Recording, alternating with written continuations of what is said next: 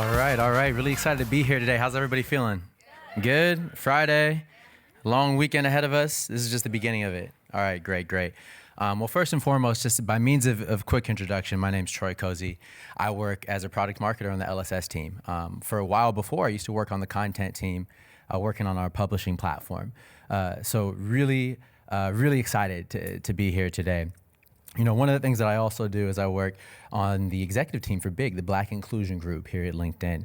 And it's actually Black History Month, if you guys don't know. So one of the things we're really excited about is bringing some great programming to you, including this here event, around really just informing and inspiring through showcasing some of the foremost leaders historically today, African Americans who've really helped to uplift the American economy. So really excited about that. Now, in partnership with the speaker series, the theme for the speaker series this month in particular is actually inspirational ideas. Fits really well with Inform and Inspire. And you know, couldn't be more thrilled to introduce our speaker. Our speaker today is a gentleman who went from being impoverished, from being homeless at a certain point in time, to now having written multiple books. He's the CEO of an organization called Operation Hope. And oh, by the way, he's serving on his third term as an advisor on the Presidential Advisory Council. So some really impressive stuff.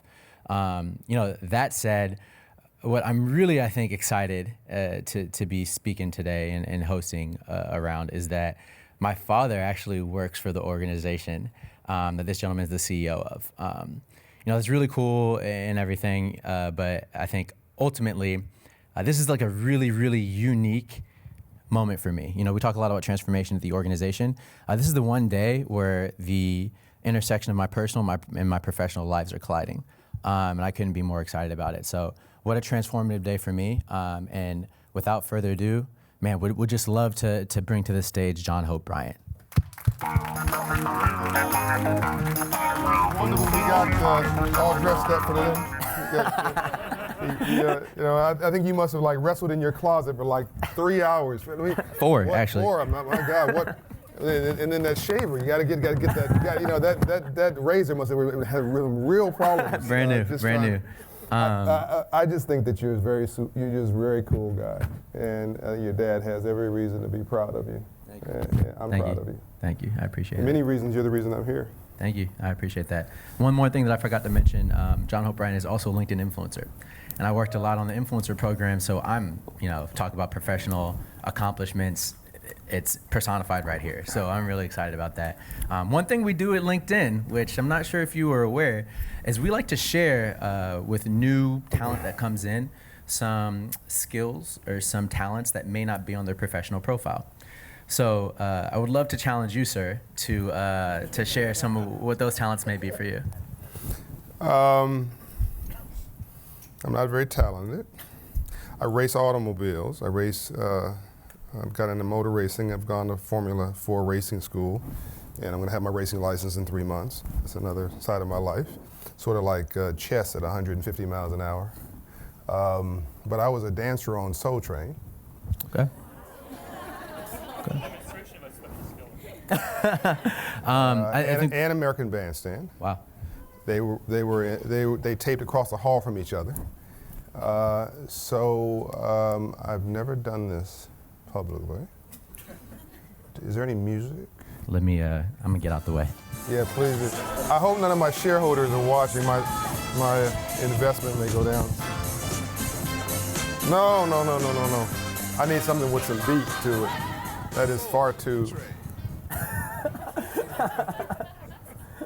That actually might have been like the theme music for Soul Train, actually. You know, I don't have to do this, so you can just cut the music all together. Whatever. I don't need all that. I've got many problems. Self-esteem's not one of them.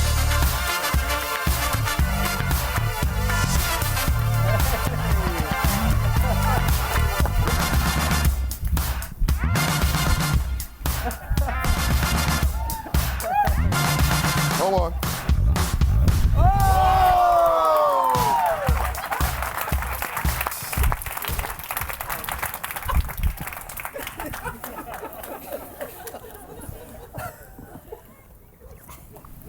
I'm sure I'll be paying the price for that later.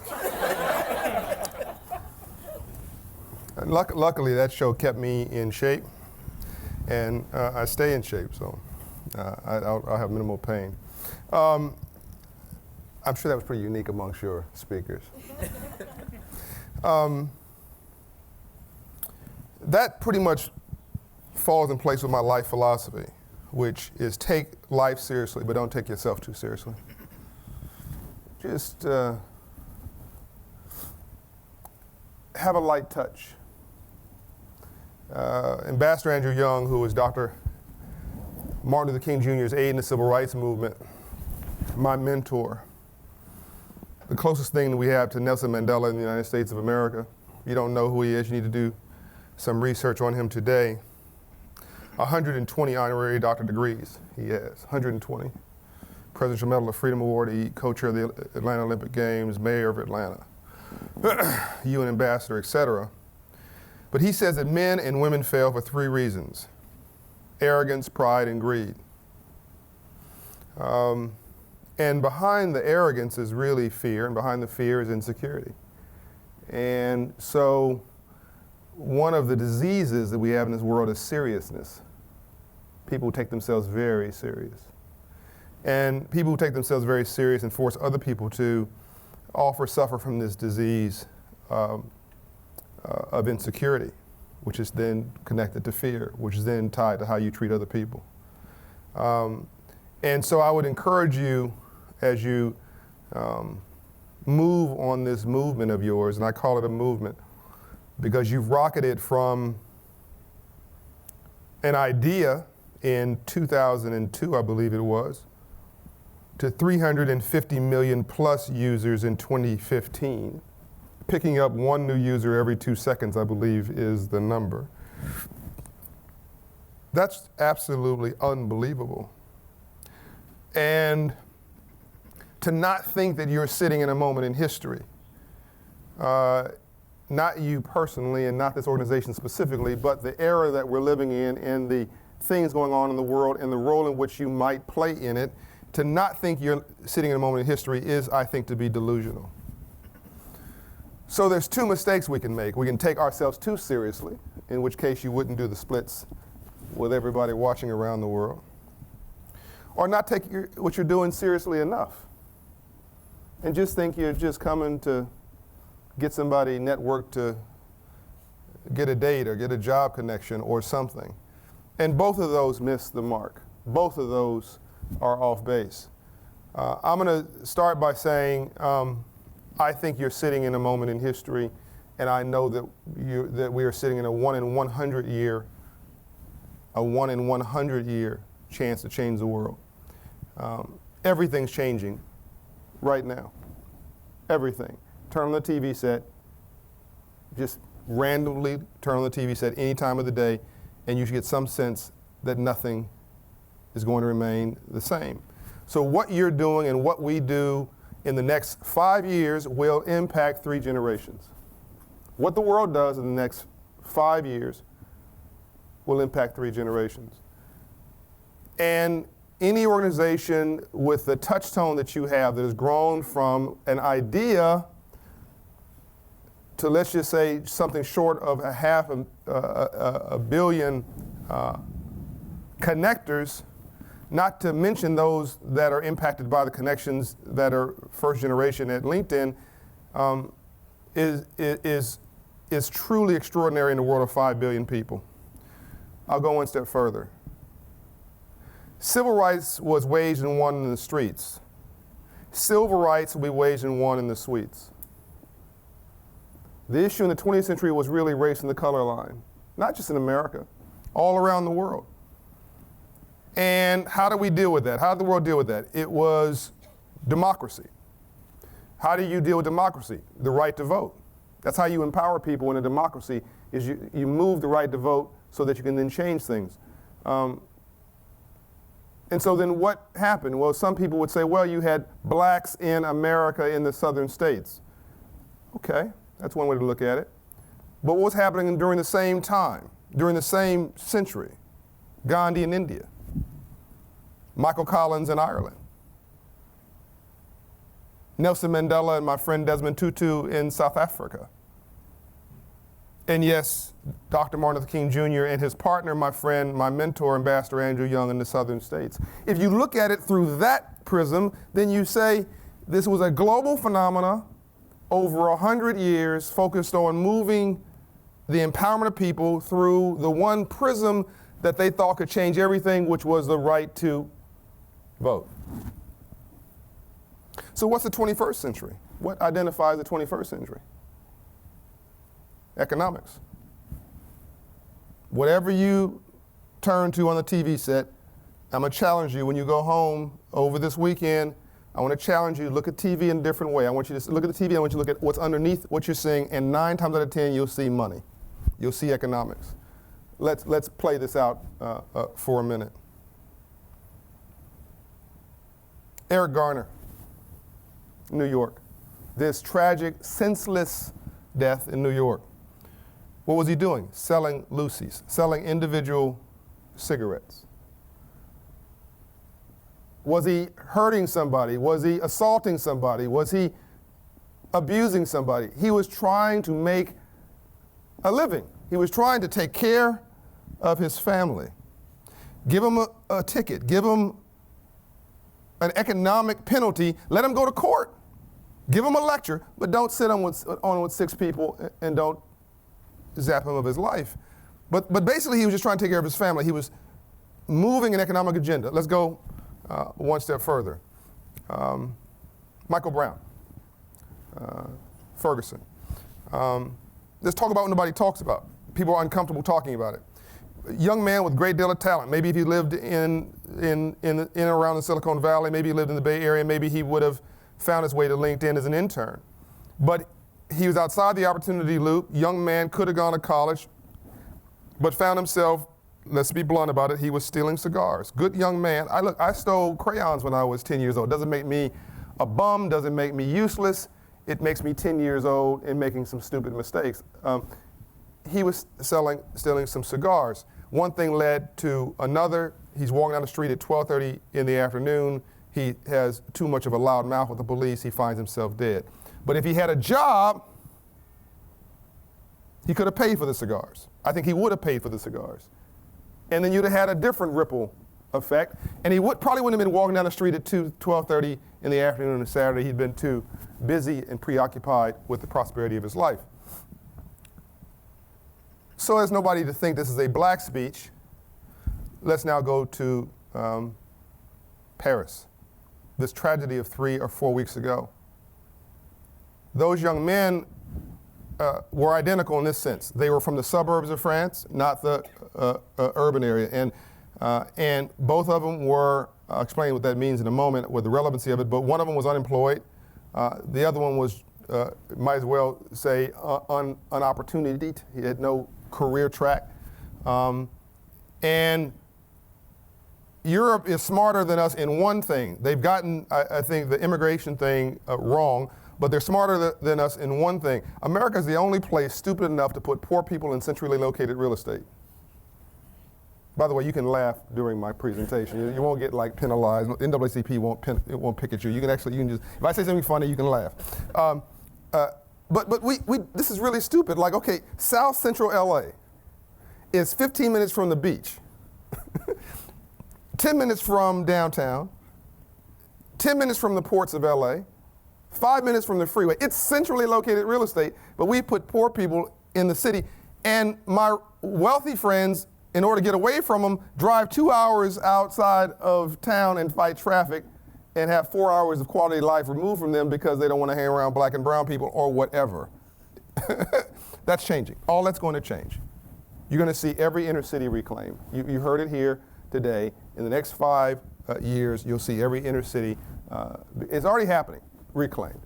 Detroit, they're giving a home, basically homes away in Detroit, right? Just giving them away. You want to make an investment? Don't go buy rims on your car. Don't go buy a stereo. Don't go buy a Chanel purse. It's an inside joke. Go buy a house. You can buy a house for $3,000 in Detroit. They're not growing any more land. Go buy a house because all it's going to do is go up. Detroit will probably come back as a wealthy small city unless there's some mitigation by the young generation. Around the King Center in Atlanta, you see young, white kids, 25 years old, with short pants on and flip-flops, riding a bicycle. Those are not tourists. They live there. Why? It's centrally located real estate. It's 5 minutes from their job. You can buy the property for next to nothing right now. All that will change. There's a light rail system and a trolley system that's been installed at the King Center that runs all the way to downtown. All of this is talking about a resurgence of underserved inner city neighborhoods. And so in America, you have these inner cities where we have put poor people, but in France, an inner city is called Paris. In the UK, an inner city is called London. Almost any place else in the world, the inner city is the center of the city, the most valuable real estate. So where are the poor people in Europe? They're in the suburbs. And these young men who did this cowardly act were outside of an opportunity loop. Doesn't give them an excuse. There was no excuse for that, but I'm trying to understand that underneath this is poverty and frustration and a lack of hope. Let's now go to the Middle East. You've been told that the Arab Spring was about Islamic extremism. That's incorrect. It's actually a lie. Let me tell you what the truth is. It started with a guy named Muhammad in Tunisia. Muhammad had a cart business. He was pushing his cart down the street, and authorities, I'm not going to call them law enforcement or police, came and said, do you have a permit? No. Please come with me. He goes to jail and says, I'm sorry, I don't have a permit. What can I do to get a permit? He says, there is no permit. Translation, I'm in charge of your life. Recognizing this is a game and they're messing with his ability to take care of his family, put food on the table, a roof over his children's head, to have dignity for his family, he walks outside, and before he sets himself on fire, he says one thing. Here's the question. Did he say death to America? Let me help you out. No.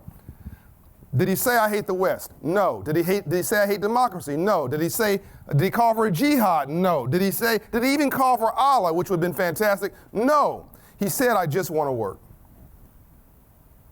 You get that? The last thing out of his mouth before he ends his life is, I just want to work. The most important thing in the world today, so says Gallup, by a long shot, the most important thing of 7 billion people on the planet today is a job. And if you look at the thing that's consistent with every one of these groups, there's an opportunity gap. People do not have good jobs. It's consistent with everything. ISIS, the ISIS crisis, all of this stuff, underneath it is poverty and economics. So now let's roll back this tape a little bit and frame out why I'm here. I'm not here for your speaker series. Of course, you invited me to be here. I'm not in the wrong location. The big group is like, oh, God. And I want to commend them, by the way. They organized a little more than a year ago, have 100 members, and are growing basically at the rate that LinkedIn itself grew. And you cannot have a movement without young people, anytime, any place in the world. So just hold on to that vision until you hear what I have to say. But I'm here to talk about a movement. You're in the middle of it. You're playing a big role in it. You could be playing a bigger role in it, but let me frame out what the challenge is. The book, How the Poor Can Save Capitalism, is a little incorrect in the sense that it's not how the poor can save capitalism, it's how the poor are already saving capitalism and getting no credit for it. So let's look at the numbers. There are 7 billion people on the planet. What's the largest economy in the world? Who said it? Claim it. Who said it? He's like, if it's right, it's me. Yes, the United States of America. Now, here's the power of fear. 55% of all Gallup respondees, these are college-educated people, will tell you that China is the largest economy in the world today, which is patently incorrect. Couldn't be further from the truth. Even if you wanted to give them credit for the numbers they publish, but China is an economy that actually uses government surplus funds to juice the economy, so you have a different economic effect in China than you do in a free market. But even if you want to take their numbers, you can take China, Russia, Japan, Mexico, Nigeria, South Africa, and a few more countries together, put them all in one pot, and America's still bigger. But we've been told we're done. And 55% of Americans believe it. But we're a $17 trillion economy. But we're only 350 million people. How many people in the world? 7 billion. By the way, how many people in the world in the year 1920? 2 billion. 1920, 2 billion. 2015, 7 billion. By 2050, 9 billion. Which means when you open up your closet when you're 45, somebody's going to fall out of it. We're going to put all these people. But 350 million people of 7 billion are driving the largest economy in the world. Now let me give you some other numbers that will fascinate your brains. So out of 350 million people, the largest economy in the world, the whole global economy is $62 trillion, we're at 17 trillion, basically a quarter of that. Out of 17 trillion, 350 million people, how many businesses? Because 92% of all jobs in America are private sector. 90% of all jobs in the world, of all GDP in the world, come from business, not from government. So how many businesses does it take to generate a $17 trillion economy? Let me help you with that because it's not easy. It's 26 million. Now, there's no trick questions in my comments now. Everything's straight. Out of 26 million companies, how many employ one person or more? No trick questions. Don't worry, I got this wrong. All of them, absolutely wrong. But courage for asking. No trick questions. I failed this the first time I got the Gallup data. 6 million. The rest of them are the product of mergers, acquisitions, tax transactions. They're around for structural reasons. LinkedIn bought a company and you merged the employees, you kept the corporation around for some tax purposes for 5 years. So 26 million entities, businesses, 6 million of them employ one person or more. Now the numbers are going to start getting real interesting now. So how many employ 10,000 people or more? No trick questions. Now before you answer that, here's the lie. This is what we tell our kids, and we wonder why we've lost hope. Go to school K through 12, do that. Graduate, perfect. Go to college, great, do that. Perfect. Go get a job at a government or a big business, neither of which are hiring. That's not a dig on government or big business. I just told you that only 8% of jobs in America are government. And big businesses, business is not people, it's efficiency. You don't grow a big business based on people, you grow it based on efficiency. So when you have two big companies that merge, they lie and tell you they're going to keep all the employees because they're trying to keep everybody calm, but in reality, the inertia is going to require them to not have two people doing the same job or 4 people doing the same job. In fact, they really want nobody doing that job. They want a computer doing it so they can create more efficiency. It's not personal. So let's go back to the number.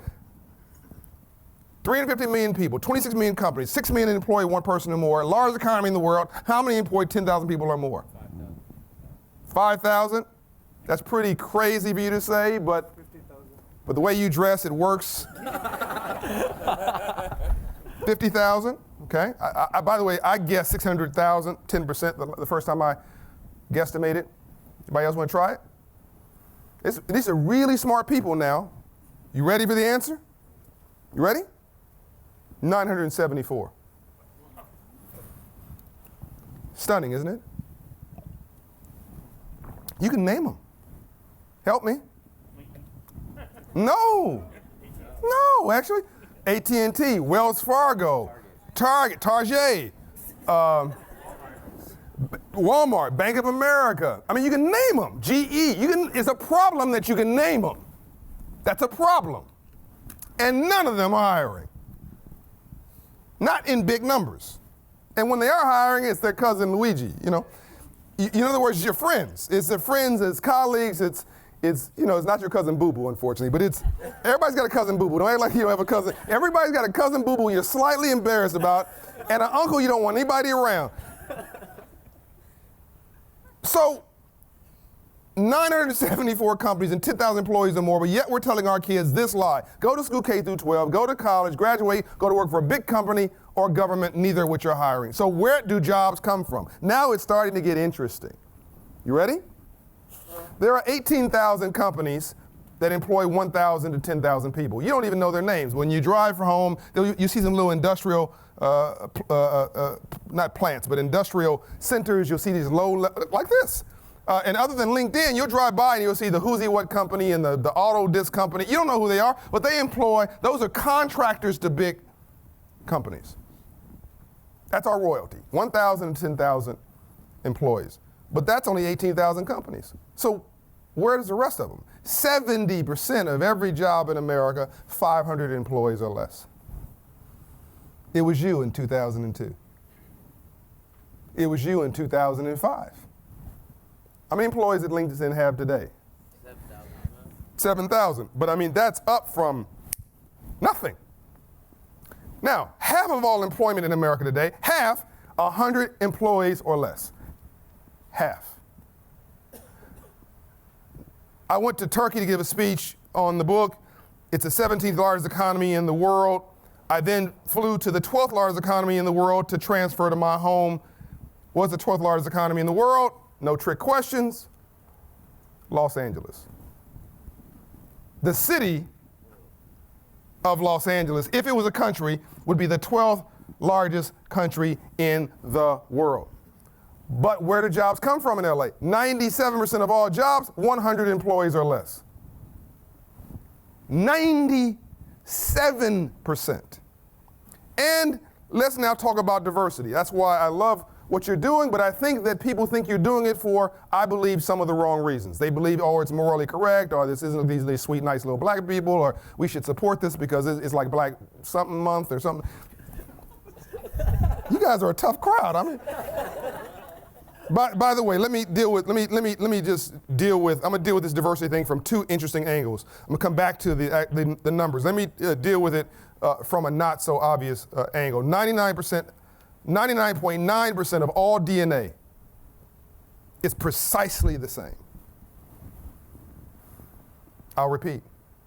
99.9% of all DNA is precisely the same. Brilliant person just walked in, Jacqueline Jones of Kaplan, nice to have one of our partners. Precisely the same.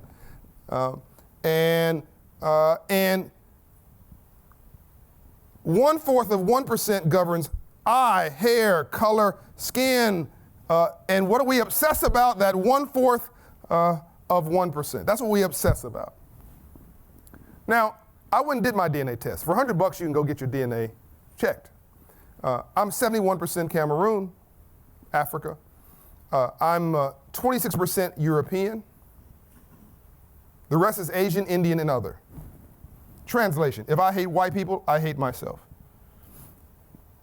I hate Africans, I hate myself. If I hate Asians or Indians, I hate myself. By the way, where does Hispania, where does Hispanics come from? It came over the Bering Strait from Asia. In fact, you want to find something fascinating, look at an Asian, look at a Hispanic. You'll see enormous similarity because it's the same. Where did the first person come from? Africa. I'm sorry, I don't want to break your heart. You think it's just me that dances like that? 100,000 years ago, then 60,000 years ago from North America, 30,000 years ago from Asia, and so on and so forth. We're all cut from the same cloth. And so you say, well, John, this doesn't make any sense to me. Sure it does. If you look at a map and you see North America and South America, you look at Europe and Africa, and you put them together, they click like a puzzle because it was once the same continent. It just broke away. Then you say, okay, well, it doesn't make any sense to me. If you go to sub-Saharan Africa, people are very dark. In fact, I wouldn't count as black. I'd count as tan. Black is like the color, black is almost purple in Africa. Why? Because it's hot! You didn't know what kind of speech you were going to get today, did you? and it's hot. And so the only way you don't get cancer in Africa is your skin has to absorb the heat rays.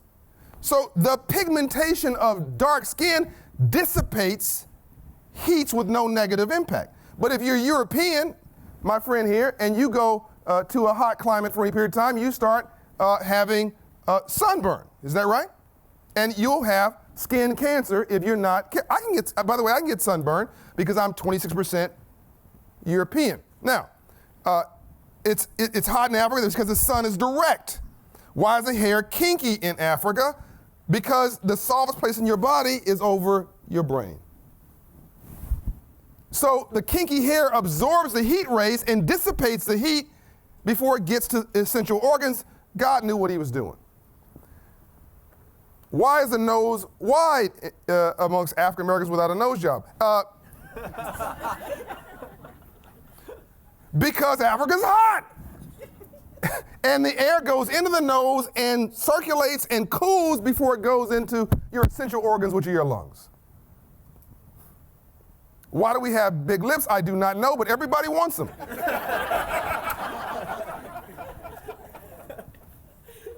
Then you go north,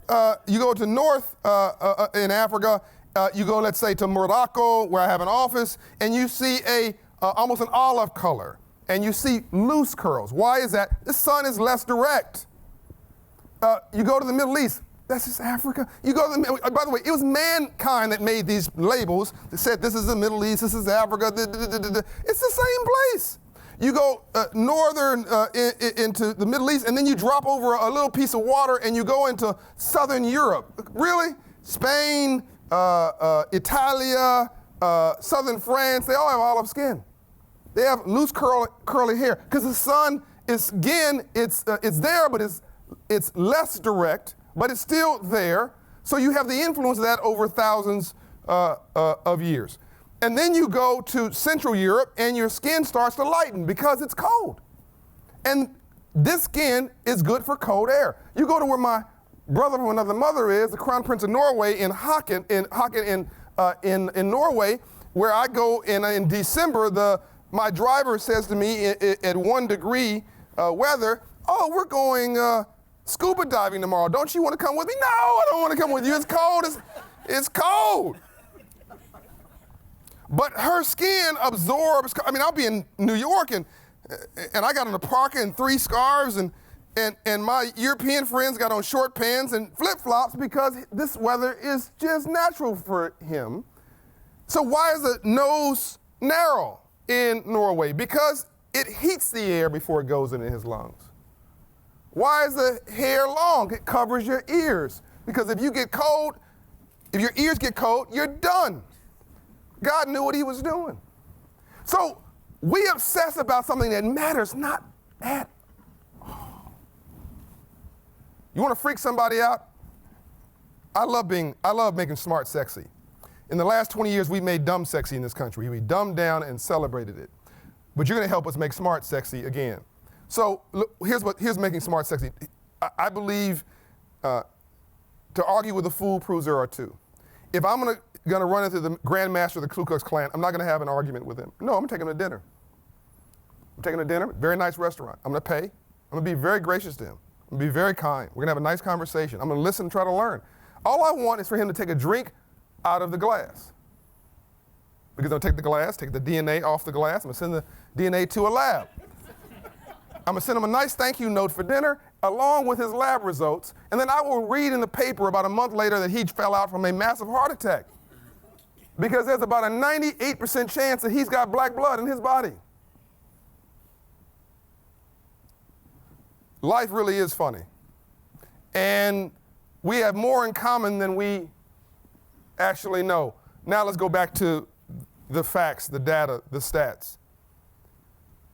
The largest economy in the world, I've already told you, is the U.S. We already told you that L.A. is the 12th largest economy and it has 120 different ethnic groups in the city of L.A. alone. But let's now give some irrefutable evidence. What's the only nation in the world with every race of people within its borders? No trick questions. You can try it again. America, very good. One for the home team. Now, what's the two largest economies in the U.S.? And New York. California, New York, for those watching on stream. Great. What's the two most ethnically diverse places in the U.S.? California and New York. You can't make this up. What the Civil War? Why did the Civil War happen? Oh, to stop slavery. Nobody went to war trying to save me. Why the Civil War? The South was resisting Northern economic domination. It's very simple. Every economy goes through. Am I boring you guys? All right, I want to make sure that I'm giving you something that you find relevant. We're going to bring this home in a minute, but I want to frame this, set it up so we can pay it off. Was that 10 minutes? 7 minutes. Oh my God. Every economy goes through four stages: agricultural age, industrial age, technology age, and information age. In the agricultural age, the South was dealing with free labor. You figure that out later. And what was the largest economy in the world in 1830? I'm going to help you out. It was Mississippi. The largest economy in the Silicon Valley of 1830 was Mississippi. But they had their business plan completely wrong, and they could not upgrade that software. They refused to. It's the poorest state in America today. Now, the northern parts of the United States had moved to the industrialization. And when immigrants came into Silicon Valley, they saw diversity and progress north, and they saw repression south. They said, I'm not black, but why test my luck, and went north. So the northern states grew, the southern states repressed, and the South basically entered war to maintain their way of life. And they, of course, failed. So diversity always wins. It always wins, and it's just a good business case. That's all it is a good business case. You cannot do business with somebody you don't respect, or understand. You want to understand Nigeria, do business with Nigeria, you need to deal with Nigerians. Well, that's a whole other joke. I've got a joke about, Nigerians are probably the smartest Africans on the planet, and when they get legal, they will run the world. If I get one more email from somebody asking for my banking details, I'm going to lose my mind. If you want to deal with Japan or Korea, you want to deal with whoever you got to reflect, respect, understand those cultures. What's the largest population of Chinese in the U.S. in the western states? In fact, it's California. What's the largest population of Koreans outside of Korea? It's Southern California, over 500,000. So it's no miracle you're doing business with the Pacific Rim. It's relationships. So we do business with relationships. Who's our relationships with? Your relationship's not with the internet. Your relationship's not with a computer. Your relationship's not with a computer with a coding device or a technology. You didn't grow by these incredible motives because you've got a cool website. You have tapped into something that people think that they actually need and value. You have tapped into a way to create jobs and opportunity and to create connectivity with people. What did Deepak Chopra say? We're not human beings having a spiritual experience. We're spiritual beings having a human experience. We're all in this thing together, but it's all connectivity. Let me give you a couple more interesting statistics. I'm going to do this really fast. Largest economy in the world. What's driving this economy? Consumer spending. 70% of all this economy, 70% is you going to Starbucks, paying your car notes, your house notes, paying for daycare. Hopefully that's not you right now. You can wait for that. But the point is that it's little microtransactions driving the largest economy on the planet, 70%. Now, here's an interesting number. Out of all Americans, half of us make $50,000 a year or less. And if you make $50,000 a year or less, you're taking 90% of your economy, putting it back in the economy because you can't afford not to. Taking 90% of your money and putting it back in the economy because you can't afford not to. And that's actually what's percolating and spiking this economy. Now, what's our problem? And why am I so excited about you here today? The one number that is concerning me that could be the death of America is this. For the first time in recorded history, we've got more small business deaths than small business births. So in 2011, you had 400,000 small business deaths and you had 350,000 small business births. That's like living on a street and you have 2 young people and 8 elderly people, and you got to find a way to create jobs, but the elderly people aren't working anymore. It's not sustainable. Did you get that? So people say, oh, I hate rich people. No, you don't hate rich people. You hate rich people until you become rich.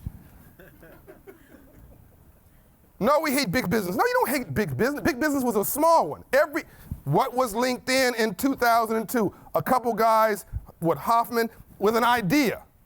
What was UPS? It was Jim Casey with $100 and a bicycle. What's Walmart? Sam Walton with a pickup truck. I mean, every big business was once a small one. It was somebody's like, what's Goldman Sachs? Guy named Goldman, guy named Sachs.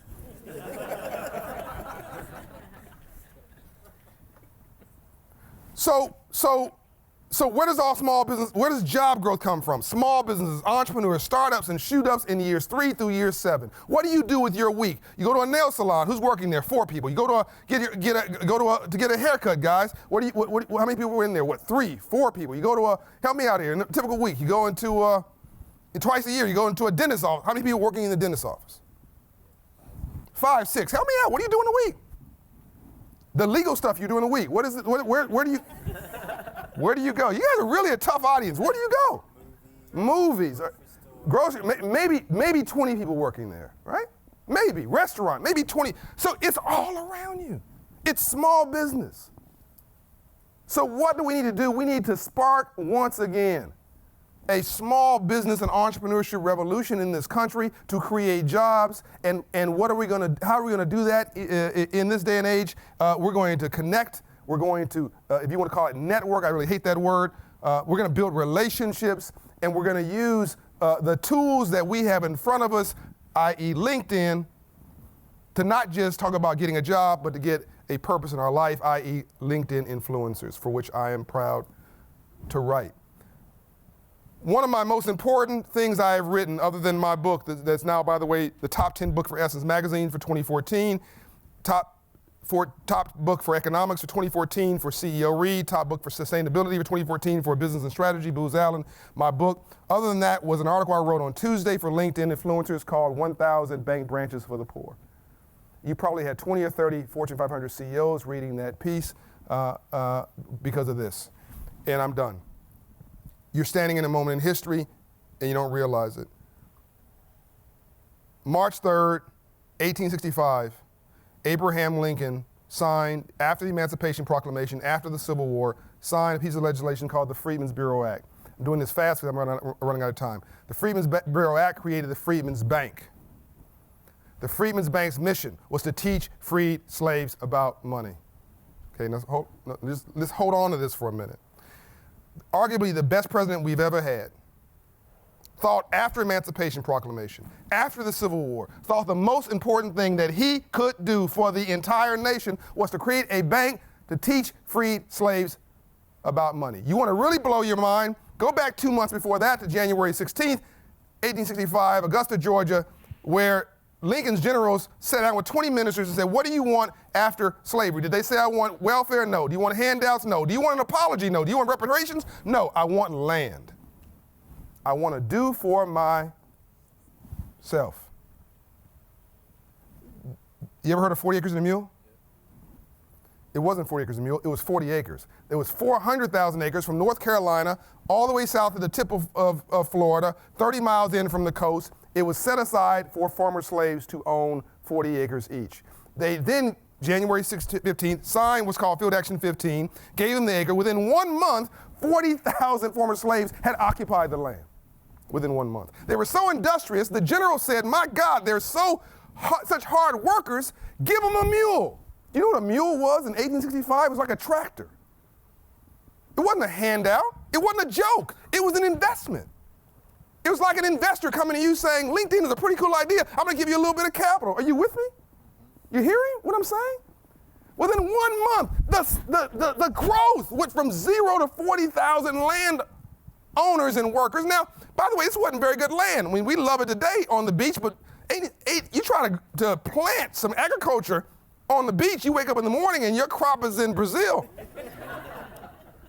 But they took it anyway. Now, but 2 months later, Lincoln signs this, and 2 months later, Lincoln signs this bill for a bank. Why? To teach free slaves about money, give them access to capital. This is absolutely revolutionary. He was going to give them land, access to capital, and teach them the language of money. He was killed 5 weeks later. Lincoln was assassinated April 15th, oddly enough, tax day, 1865. The president who took over was a Southern segregationist and reversed everything Lincoln did, canceled Field Action 15. But he couldn't cancel all the other stuff because it was legislatively enacted. So he just ignored it. So we don't have time for this conversation, but if you have ever been curious, how do you have laws in America in conflict with other laws? How do you have southern states for 100 years that said you cannot vote when we already had the right to vote? How do you, because the president said after Lincoln told the southern governors, do as you like. I'm not going to bother you. Pull the federal troops out of the South. That's why you had the KKK, because they were Rough Riders, because when the sun went down, there were no street lights. When the sun went down in the South, it was on and popping. And all, you can translate on and popping later. And what they were trying to do, economics, was to drive you off of your land. It wasn't personal, it was business. It was just bad business. So you can pursue bad business or you can pursue good business. It is a choice. One is sustainable, one is not. I've already told you Mississippi failed. The experiment failed. They won the war, they won the battle and lost the war. Good people in Mississippi, but the leadership was bankrupt. So Lincoln was killed. Frederick Douglass, I don't know if you know that name, and I'm done. Frederick Douglass ran the bank. Put $10,000 of his own money in it to try to keep it running. $10,000 in 1865 is $1 million today.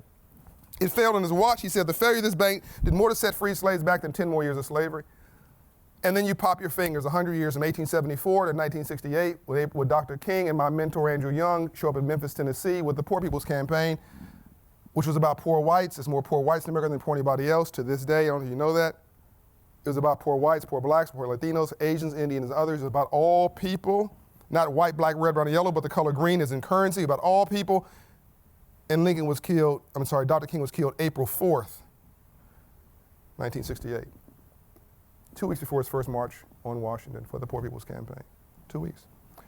Lincoln and King both killed in April, 100 years apart. What's my message? And this is actually a point of inspiration. It's not like poor people and struggling families got the memo on free enterprise and capitalism and screwed it up. They never got the memo. If you didn't hear anything I said for the last 45 minutes, I want you to take that message home with you. And I want you to think about the power of LinkedIn. I want you to think about what you're doing with LinkedIn influencers, what kind of articles you are encouraging to be written, beyond how to write a great resume. If I read one more piece on there about how to get fired right or get hired right or how do you tap dance for your boss at lunch, and I mean, my God. I can say this, Stevie Wonder is a good friend of mine. Stevie Wonder could see this. I mean, it is obvious. You have so much power to do good. You've got so much power to do good. To do well and do good. They're not mutually exclusive. Those are the same things. To have the right business plan, for the right purpose, to uplift people, to do well and do good. We never got the memo. 5 of 7 billion people on this planet never got the memo on free enterprise and capitalism. I'm not talking about poor people. I'm talking, if you're middle class today, you're living in the Bay Area, you make $50,000 a year or less, you are struggling to make ends meet. Yes? Yes? You're living in New York City, you're making $70,000 a year, you are struggling to make ends meet. So whether you're white, black, red, brown, or yellow, you want to see some more green. You deal with class, you get race for free. It's not about race anymore, it's about economics and class and opportunity. We're all in this mess together. But no one's got the memo. This book that I wrote is the deliverance of the memo, 150 years later. So we've opened, and that's what I announced in your piece that I wrote, we've opened 100 Hope Inside locations in 1 year. I'm gonna open 1,000 Hope Inside locations inside of bank branches, credit unions, grocery stores, big box retailers, and government offices to raise credit scores to 700, because nothing changes your life more than God or love than moving your credit score 120 points. And we're going to create customers for banks, homeowners and small business owners and entrepreneurs, and we're going to re-spark America, and we're going to finish what Lincoln started. I'm done. Wow. Really inspirational stuff. Thank you so much. Thank you so much. So I think we got a little bit of time for a Q&A. Or more splits. Or more splits. 1 or 2 more questions. We have a couple questions from the stream, so I'm going to pass it off. And by the way, if you haven't guessed, I am very hopeful about America and the world. I am actually very optimistic. Yep. Thank you so much for coming today. I'm just representing some of our employees from the stream, and one question came in: what could tech companies be doing to increase diversity within our employee base? Hiring a director of diversity would start. putting that director of diversity on the executive management team would be nice. Having CEOs who reflect, CEOs and people in the C-suite who reflect that diversity, in other words, not treating this like a token issue, would be substantive. In other words, the problem is most tech companies don't even have a foundation. I mean, I don't even think that, I don't want to like start picking on people, but like Apple needs a foundation. It is, I mean, I just read this morning, $700 billion. It's the largest company in the world. It needs a foundation that helps to reinvest in the communities that has made it so profitable in the first place. And it also needs a very defined diversity strategy, but not just Apple. All the rest of the companies, I don't want to start naming folks, but this is their future, literally, but we take it for granted when we are doing really well. We don't focus on the finer points. And these companies have really been given a gift, and it is the internet. It is a gift, but this gift is very young and can be screwed up. I mean, you're what, 15, 14 years old, yes? The company, not even, right? 12 years old. I mean, Twitter is what, 10 years old? I mean, it's amazing to me how that has become embedded in everybody's like normal DNA. Some of the most prominent companies and countries in the world use Twitter, but it wasn't even around 10 years ago. The email started in 1992. I remember when email started. I remember when everybody in the White House had a BlackBerry and would like, go to bed with it, like, next to them. But this started in 1992, and with a joke about Al Gore and how he really did start the internet. I mean, he went to the military, got a military technology, took it to the Senate, got legislation, and opened it up. My point is, this has all happened well within our lifetime. We can't be arrogant about our success. We've got to open up opportunity as is opened up to us, and we've got to understand that most people in the world have a tan. And that Coca-Cola, who's on my board, is making more money outside the U.S. than they are inside the U.S. Most of your growth, I would guess, while most of your users are in the U.S., most of your growth, help me out, is someplace, right? I mean, so how do you do business with people you don't reflect, respect, or understand? It's about having a relationship. So this is about really R&D. If they think about it from research and development, then you say the logical thing to do is to understand and embrace the marketplace that is I'll tell you one other thing that you didn't ask, but I'm going to just throw it in. This is going to be the decade of the woman. You heard it here first. And it's already started. The head of the IMF is a woman. The head of the largest economy in Europe is a woman, Germany, the chancellor. The head of the Federal Reserve is a woman. You may have a female president, good friend of mine. She's married to the first black president in America. So things are changing. Saudi Arabia, I love it, I have an office there. Saudi Arabia, a woman can't drive a car. You hear me? Which means that every woman in here would get arrested within a week. My mother would get like guillotined in like 1 hour in Saudi Arabia. But it's a wonderful country, great people. But what's happening? They repress here. The largest group of small business owners, women, in Saudi Arabia and the Middle East, because people want freedom. They want to express themselves. So where it doesn't bubble up here, it ends up bubbling up here. What's going to save the Middle East? Jobs. Where jobs are going to come from? Entrepreneurs. Who's going to create the entrepreneurs and the businesses? Women. Why? Because they're being repressed and can't express themselves in traditional society. So society has a choice. Bring people along and let them participate or watch them compete with them.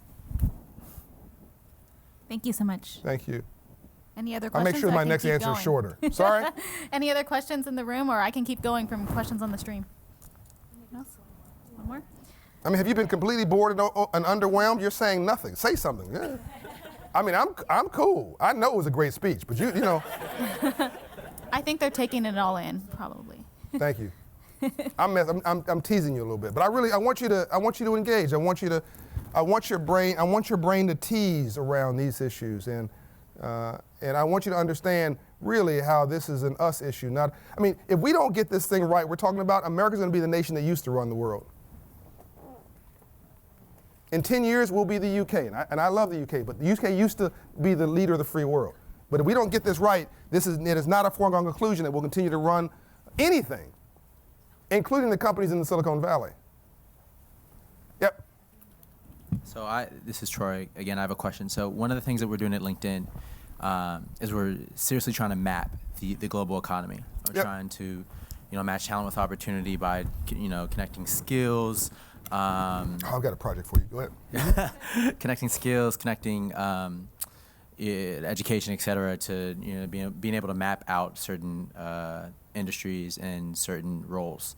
That said, what role do you think we can play in changing the diversity landscape and the economy as well? With the data that we have and understanding what types of people are in different roles, how can we really help this in a meta sense? Invite more people like me who are sort of outside the box to show up and speak. I think some people, when I show up to an event like this during Black History Month, think they presume that they know what's going to come out of my mouth. That presumption, I think you would say, was incorrect. Yes? So I think you want to surprise people more often. You want cutting edge sort of thought leaders. You want to really rely on data more. Data and facts. The facts are on you heard me, you heard the fact. The data is on, you don't need to make it up. The data is, you don't need to be emotional about this. You don't need to give anybody a morality speech. Let me tell you the way to turn people off. Start blaming them. So here's a rule for you. Talk without being offensive, listen without being defensive. But always leave even your adversary with their dignity. Because if you don't, they'll spend the rest of their life trying to make you miserable. So help people win. When George Bush was in office, my friends said, why are you hanging around with that guy? I said, what do you mean? He's the president?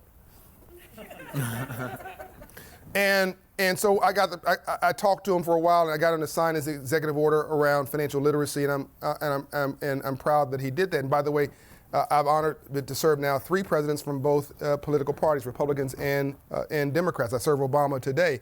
But I think we need to talk to everybody, and you never know who your friends are going to be, so make friends everywhere. And people who you, I think, least expect to provide the sort of leadership you need may be the ones that actually end up doing it. So make friends everywhere. I'm going to give you a challenge. So we've started Hope Business in the Box Academies to fund kids' businesses for $500 out of high school. We have them do a pitch event in high school for $500. If they win, we fund their business, open an account. Gallup measures their strengths. We're starting something now next week called the B- Business Compact. And this is great for LinkedIn. What is that? A+ students will be fine. But a kid who's got a D, C, or an F, and by the way, the dropout rate in America, 30 to 70%. 30% is the best number we have. 30% of all kids are dropping out of high school in this country. 70% is just devastating. That's young black men. 60% are young Latino men. So my goal is you have 40 million kids, 4th grade through 12th grade. That's the bench strength for the playoff games of the rest of our lives. Your new challenge at LinkedIn is to interest those young people back in their lives and the companies who can hire them. So my challenge is this. If a kid makes a pledge to get a B- or better, I'll give you a business internship right out of high school. So companies on LinkedIn could say, I'll offer one business internship. What does it cost? $500. That's enough money for a business suit, business cards, transportation money, and food money for 6 weeks. A 6-week internship, the kid will change the business will change the kid. And then you'll create a relationship between that kid and free enterprise that's positive and aspirational. All of a sudden, the kid's now interested in their education because education is now connecting to their aspiration. Boom, all the lights come on, and you've changed the world. And a small business can afford $46.21 a month, which is $500 divided by 12. And a big business can bring on 10 or 20. LinkedIn can bring on 10 or 20, you wouldn't even blink. But imagine if 10% of the companies in the Silicon Valley just did one thing. Forget a diversity council for a minute. Forget a diversity speech. Forget picketing. Forget all that big talking. No, just 10% of the companies agree to bring on 10 interns from low-wealth schools. You just change the whole game. And you will, in fact, positively stated, the companies with a new culture and a new philosophy. And 70% of the companies that did this in Taiwan, 70% of those people who did this in Taiwan end up being hired by the company.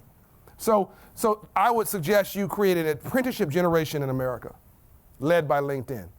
I'll say it again, an apprenticeship generation, rebirth in America, led by LinkedIn. Wow, thank you so much. I think we're a little bit over, but thank you so much, and help me thank John Hope Bryant for coming out. Inspirational stuff. Thank you so much, guys. We're going to be signing books for about 15, 20 minutes afterwards. So with that, let's wrap. Thank you very much. Great job, man.